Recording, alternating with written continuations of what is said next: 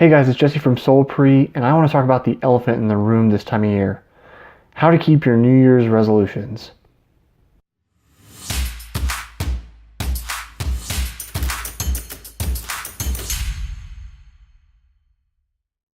So I think there are three very important things you need to keep in mind when you actually want to keep your New Year's resolution. Maybe this year you decided, I want to lose weight, or I'm going to run my first 5K. Whatever it is, these three things are going to help keep you accountable and actually keep that New Year's resolution maybe for the first time for you. The first thing, and this is something that I do, that anybody I know that sets big goals does, and that's make measurable goals. So there's a difference between a good goal and a bad goal.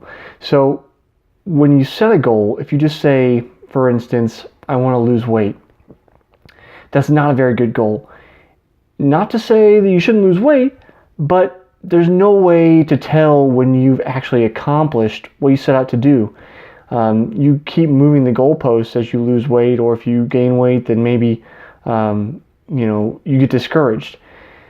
So let's go with you want to lose weight.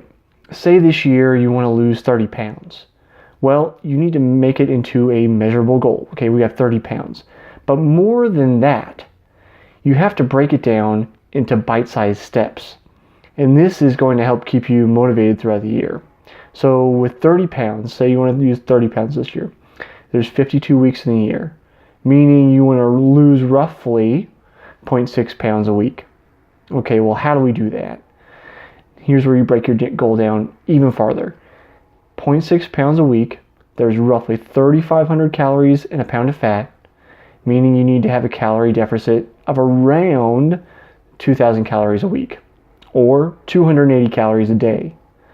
So, there's a bunch of different programs you can go with in terms of exercise and diet and those kind of things to actually lose the weight. So I'm not going to make a recommendation on that.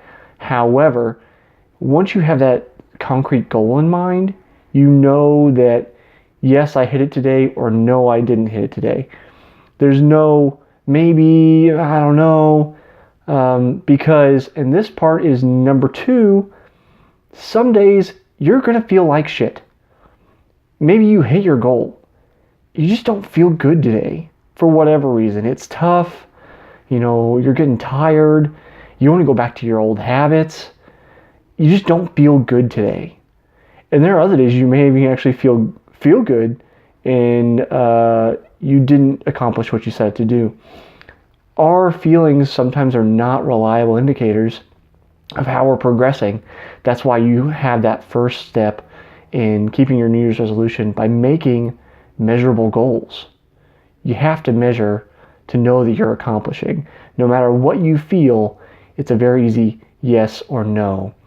But that second step, accepting that some days you're going to feel like crap, and knowing that happens to everybody. There are days I've gone out for a run and I feel wonderful, but I end up being slow as mud.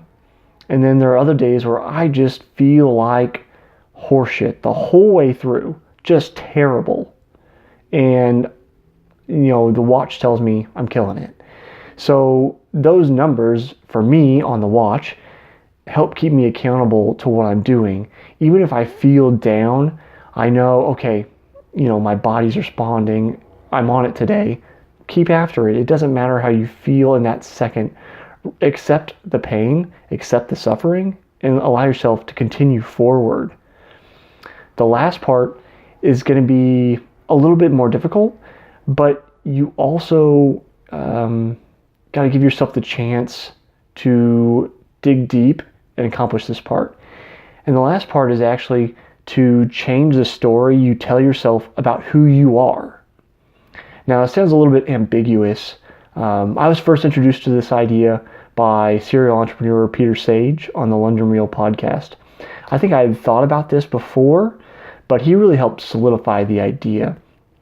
And there are little cues that we give ourselves about our identity, and we want to stay true to those cues.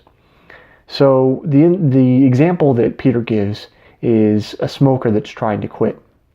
if that smoker continues to say, well, I'm a smoker, but I'm trying to quit. Well, they're continuing to identify as a smoker. The likelihood of them actually succeeding is going to be lower than somebody who says to themselves, okay, I am not a smoker anymore. I'm a non-smoker. One of the tidbits about smoking, interestingly, I remember from Psych 101, you're over your physical addiction to cigarettes in 3 days. It's the psychological side that gets people. That, those triggers that are attached to a break at work or a certain group of friends or different things that bring you back to that activity. So interrupting that pattern within your own mind is a huge step in moving towards your new goal. And you have to think about, this is the person I want to be. Now, deeper, why does this work? Why is it, important at all? Is it just this woo-woo fairy tale that I'm telling you? It certainly can sound that way, but there is a psychological principle at work called cognitive dissonance.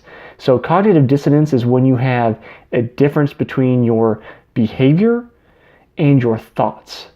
And generally speaking, people do not like cognitive dissonance. We want to stay as aligned with our thoughts as we can. It's uncomfortable to be in cognitive dissonance. So the practical side of this is that when you decide on that new identity, say, you're going to, let's stick with the 30 pounds. Say you weigh, 180 and you want to get down to 150. You have to write that down, physically write it down. At least for me, there's something about the physicality of a piece of paper, a pencil or a pen, writing it down that makes it more real than just putting it on your phone.